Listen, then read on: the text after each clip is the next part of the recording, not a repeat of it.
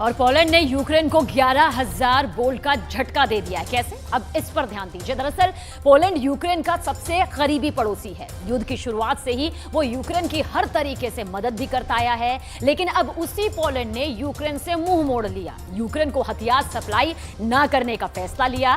Poland के प्रधानमंत्री का कहना है कि वो यूक्रेन को हथियार देने की जगह अपने देश में ज्यादा मॉडर्न और एडवांस हथियार जुटाने पर काम करेंगे।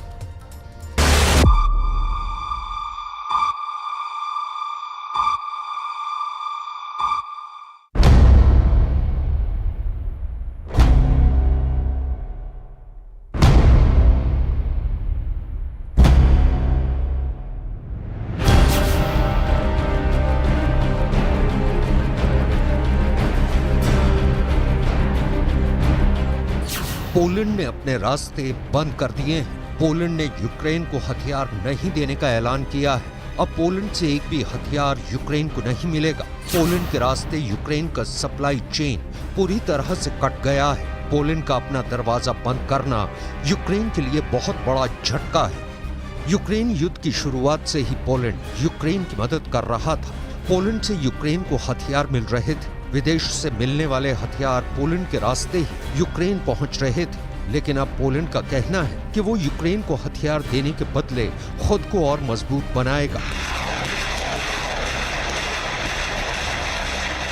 पोलैंड के प्रधानमंत्री ने कहा है कि वो यूक्रेन को हथियार देने की जगह अपने देश में ज्यादा मॉडर्न और एडवांस हथियार जुटाने पर फोकस करेंगे।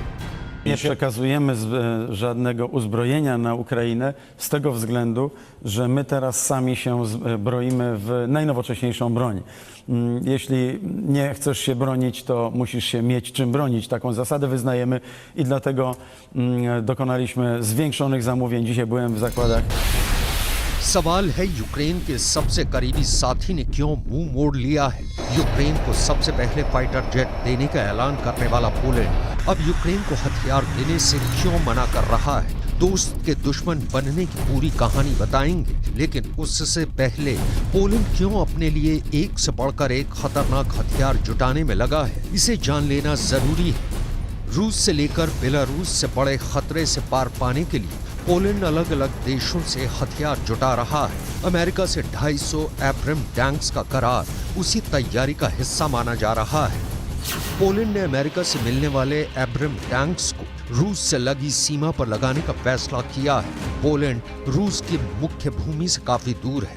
इसके बावजूद पोलैंड की सीमा से सटे कलिनिनग्राद पर रूस का नियंत्रण है। कलिनिनग्राद से पोलैंड 232 किलोमीटर लंबी सीमा साझा करता है। अब एब्रम टैंक्स को कलिनिनग्राद से लगे बॉर्डर पर तैनात करने वाला है। पोलैंड की 418 किलोमीटर लंबी सीमा रूस के सहयोगी बेलारूस से भी लगती है। पोलैंड को आशंका है कि युद्ध की स्थिति में रूस बेलारूस के रास्ते भी पोलैंड पर हमला कर सकता है। ऐसे में एब्रम टैंकों को बेलारूस बॉर्डर पर भी तैनात कर सकता है।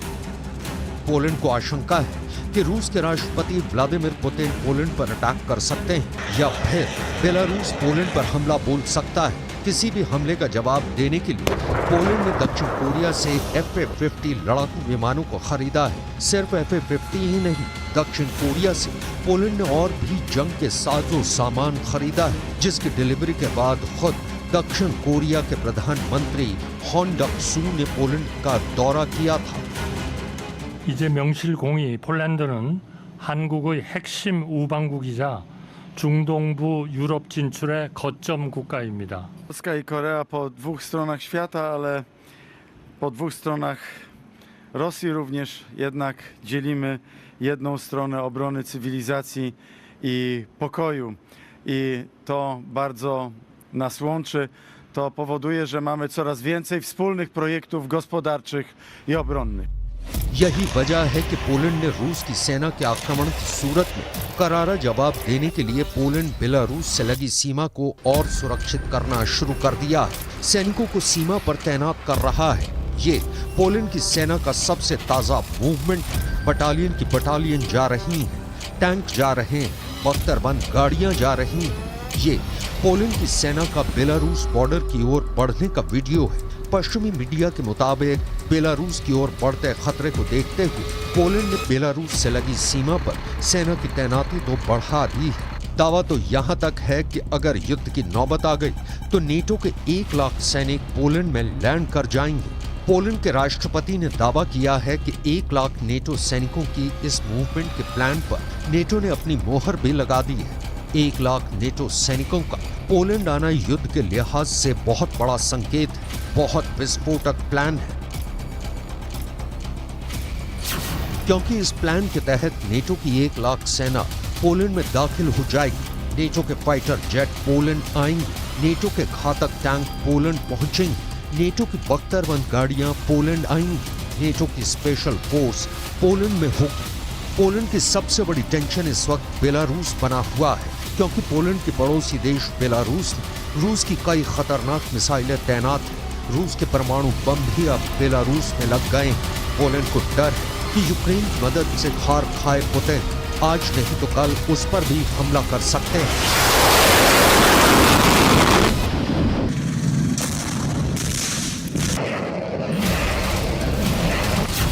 पोलैंड में अभी करीब 10,000 नेटो सैनिक तैनात हैं, जिनमें से अधिकांश अमेरिका की फोर्स है।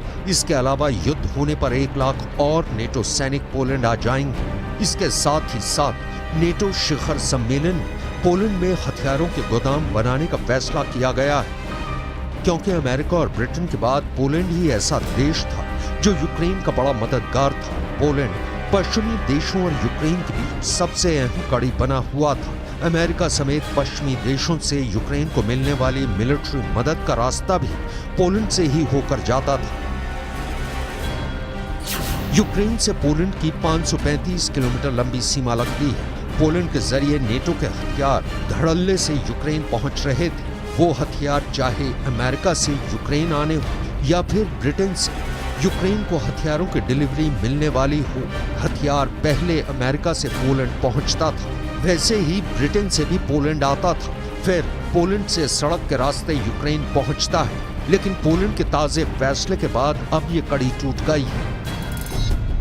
बेलारूस में रूस के लगे परमाणु बमों से घबराए पोलैंड ने अमेरिका से न्यूक्लियर बम की मांग की है। पोलैंड का कहना है कि उसे अपनी रक्षा के लिए किसी भी कीमत पर अमेरिका से परमाणु हथियार चाहिए, और उसकी घबराहट का अंदाजा इसी बात से लगाया जा सकता है कि पोलैंड के प्रधानमंत्री माटोस मोराविएकी ने साफ साफ शब्दों में पोलैंड में परमाणु हथियारों के लगाने की बात कही है।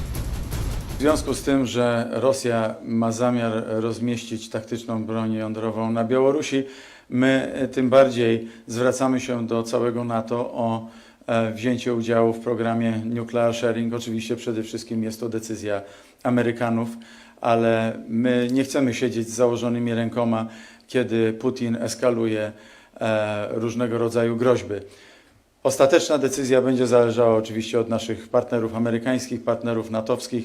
My deklarujemy naszą wolę szybkiego działania w tym zakresie. Poland के प्रधानमंत्री माटोस मोराविएकी का कहना है कि पोलैंड नेटो के परमाणु हथियार साझाकरण कार्यक्रम में शामिल होना चाहता है। पोलैंड के राष्ट्रपति अंद्रेज डूडा ने पहले ही बयान दे दिया है कि उनके देश को अपनी जमीन पर अमेरिका के परमाणु बम को तैनात करने में कोई दिक्कत नहीं है। वो अमेरिका के परमाणु हथियारों की मेजबानी करने के लिए बातचीत कर रहे हैं। पोलैंड के राष्ट्रपति एंड्रेज डूडा बयान दे चुके हैं कि हमने अमेरिका के नेताओं के साथ इस बारे में बात की है कि क्या अमेरिका इस तरह की संभावना पर विचार कर रहा है। मुद्दा खुला है। अब पोलैंड के खुद के डर से बाहर निकलकर यूक्रेन चलते हैं, जिसकी परेशानी पोलैंड के फैसले के बाद और बढ़ गई है। पोलैंड ने ही सबसे पहले यूक्रेन को फाइटर जेट देने की घोषणा की थी। यही वो देश है जिसने जर्मनी से यूक्रेन को लेपर्ड 2 बैटल टैंक देने की अपील की थी। इसके अलावा जंग के बाद से पोलैंड अब तक यूक्रेन के करीब 15 लाख लोगों को पनाह दे चुका है। यूक्रेन जाने वाले अलग अलग वर्ल्ड लीडर्स भी अक्सर पोलैंड होकर ही अपनी यात्रा करते रहे हैं, लेकिन अब पोलैंड और यूक्रेन के बीच खाई खुद गई है। दोनों के बीच दूरियां बढ़ गई हैं। यूक्रेन के प्रेसिडेंट जेलेंस्की ने पहले इशारों में पोलैंड पर कमेंट किया। यूएन में जेलेंस्की ने बिना नाम लिए पोलैंड पर तंज कसा था। उन्होंने कहा कि कुछ देश दुनिया के सामने यूक्रेन का साथ देने का दिखावा करते हैं,